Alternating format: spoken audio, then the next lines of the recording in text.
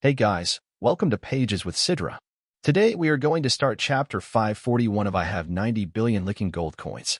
If you haven't watched the previous chapters, make sure to check them out on my channel. Now, without any delay, let's dive into the chapter. The Snow Emperor Silkworm poison ranked among the top 3 most lethal poisons of the Medicine King Valley. Once ingested, it meant certain death, with no cure in existence. Even a legendary 5th-rank powerhouse, if afflicted by this poison, would have a 50% chance of dying. That alone showed how terrifying this poison truly was.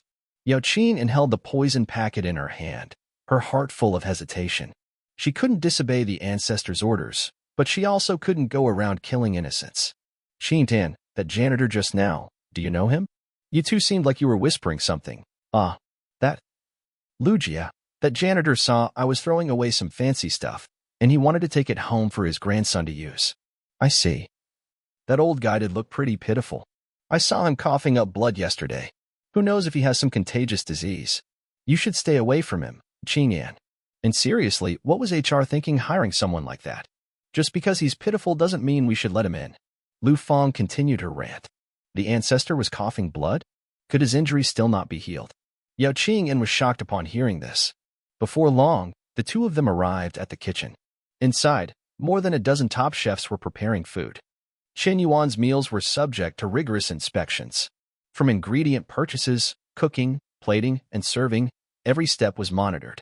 Additionally, before dishes were served, there was a dedicated testing machine far more advanced than the old-fashioned silver needle poison test. All of this was arranged by housekeeper Amy and Yuling Shuang.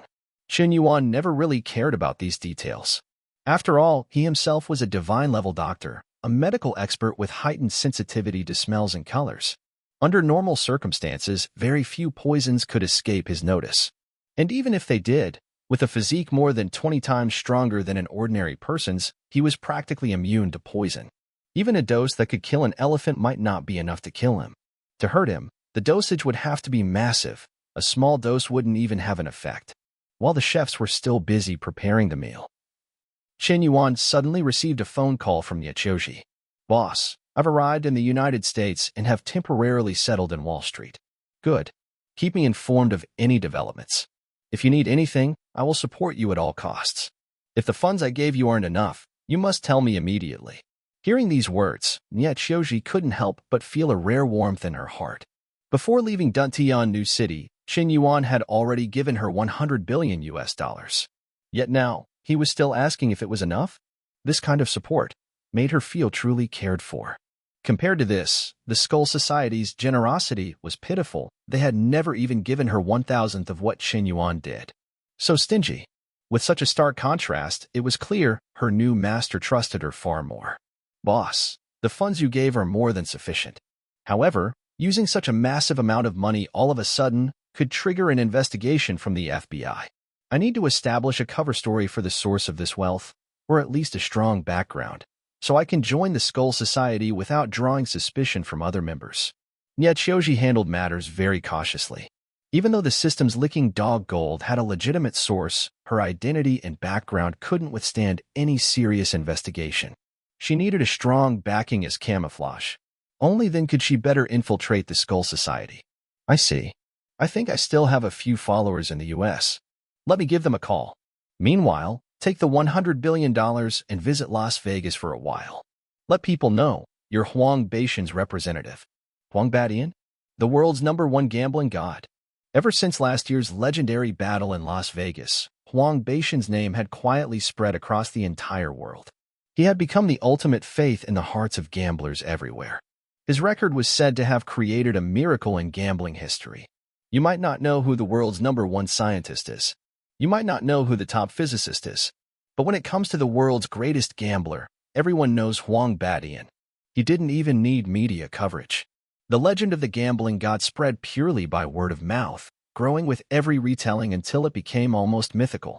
Maybe it's just that. There really are too many gamblers in this world. Even little kids know how to play mahjong and dodiju. Who doesn't know the gambling god, Huang Badian? So, boss, you're actually the world's #1 gambling god. I get it now. You've been preparing to infiltrate the Skull Society for over half a year already. You planted a piece on the board in America long ago. Choji was instantly stunned. Only now did she begin to understand how terrifying and brilliant Qin Yuan truly was. He'd started making arrangements 6 months ago? Everything had already been calculated by him? This was beyond genius. His wisdom bordered on the supernatural. With the power and influence of the gambling god as her backing, and $100 billion to acquire massive amounts of assets, rising to become a newly emerging financial tycoon in America would be a natural progression. Once she gained enough influence, she wouldn't even need to reach out. The Skull Society would come knocking themselves, eager to invite her in. Becoming a core member of the Skull Society was only a matter of time. Meanwhile, Qin Yuan was just a bit confused. Is there anyone who can imagine this? He still remembered that 6 months ago, he had gone to Las Vegas to rescue Wang Mingming, and ended up gambling in a casino just to show off a little. That was it. I thought I was all alone, with no support, Choji said, her voice full of emotion. But to think there was such a surprise waiting for me. Teacher Qin, I won't let you down. Choji, favorability +5. Current favorability, 90 points. After hanging up Choji's call, Qin Yuan sent a short message to Yuling Shuang. You can begin. Got it, boss. I know exactly what to do. A short while later, Yao Qin and Lu Fong, the two waitresses, began serving the dishes. Qin An, I don't know if it's just me, but you look fairer today. What skincare product are you using? That effect's amazing.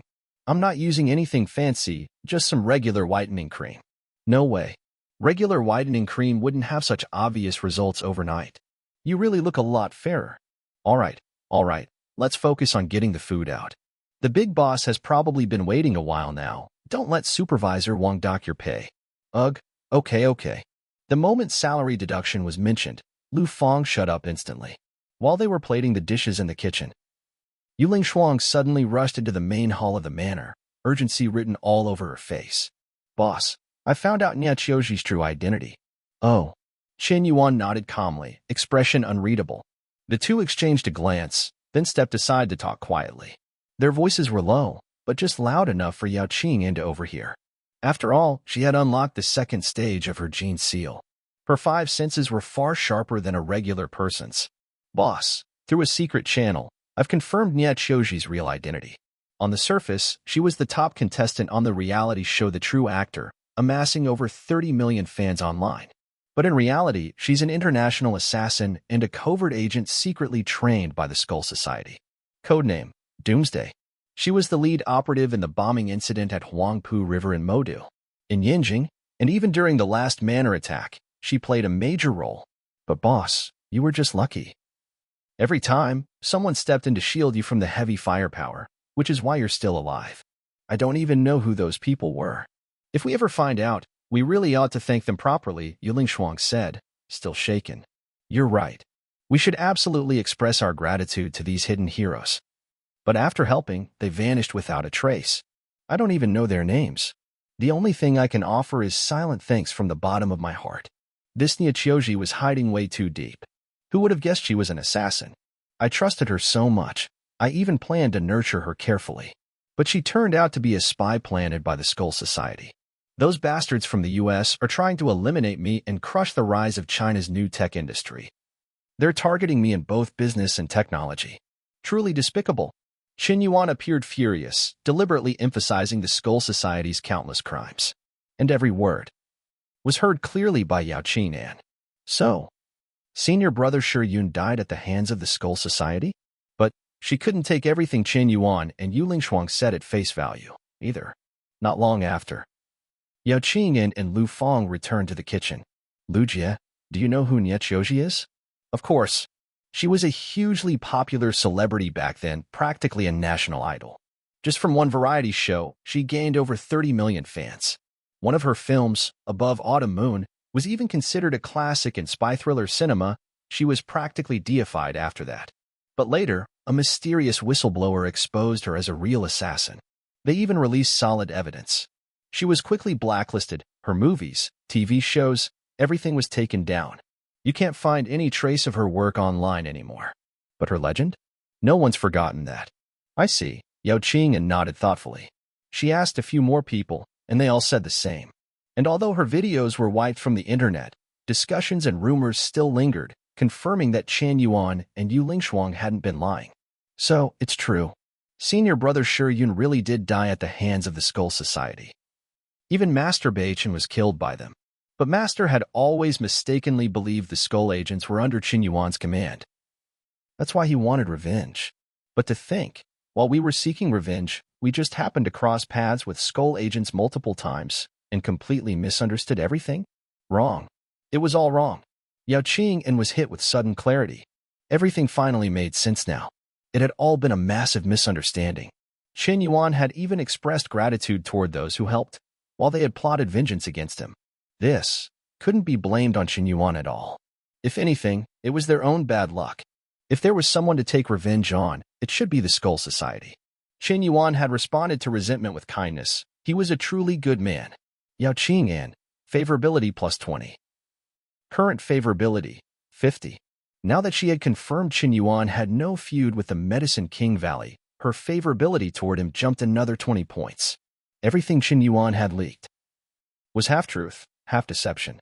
Most of it was real and highly believable, but some details he deliberately left out, like the public humiliation he gave Shi Yun, or the bounty he placed on Medicine King Beichen's head on the dark web. But Qing didn't know any of that. Both those men were dead and couldn't speak for themselves. A naive girl from the mountains was easy to fool.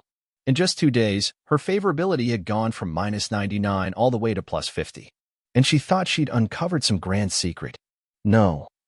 I must find a chance to explain everything to old ancestor. If he acts and kills Chen Yuan, it could lead to a real disaster. As time slipped by, a few hours passed.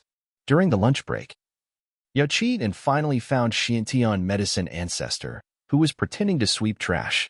Qi Tian, don't talk to me out here. We'll blow my cover. Here, this is my phone number. Let's chat through messages. Xiantian medicine ancestor casually flicked his broom, and a small slip of paper gracefully flew into Yao Qingtan's pocket. She nodded subtly in understanding. At last, the old ancestor has a phone. That would make staying in contact so much easier. It seemed.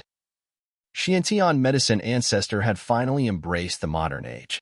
Back in her private lounge, after confirming there were no surveillance cameras, Yao Qing pulled out the paper slip. The information was surprisingly detailed. Phone number, XXX. Liu ID, XXX. WeChat, XXX. She quickly took out her Panga number 7 smartphone and added each contact one by one. The verification was approved almost instantly. A moment later, the old ancestor sent her a voice message. Qingdian, have you found a chance to poison him yet? Yao Qing hurriedly replied. Master ancestor, please hear me out. Chen Yuan isn't the one who killed Master Beichen or senior brother Shi Yun. Those assassins, they weren't working for him at all. I've gathered some proof. Let me send you a few videos. Once you see them, everything will make sense. That's it for today's chapter recap. If you enjoyed the breakdown, don't forget to like, comment, and subscribe to stay updated with the latest manga, manhwa, and manhwa recaps. About thoughts on today's chapter? Drop them in the comments. I'd love to hear your take on the story. Also, if you know other fans who were reading this manhwa but stopped because it got axed, share this video with them. The more support we get, the more motivation we'll have to keep making these videos. See you in the next one. Until then, keep turning the pages.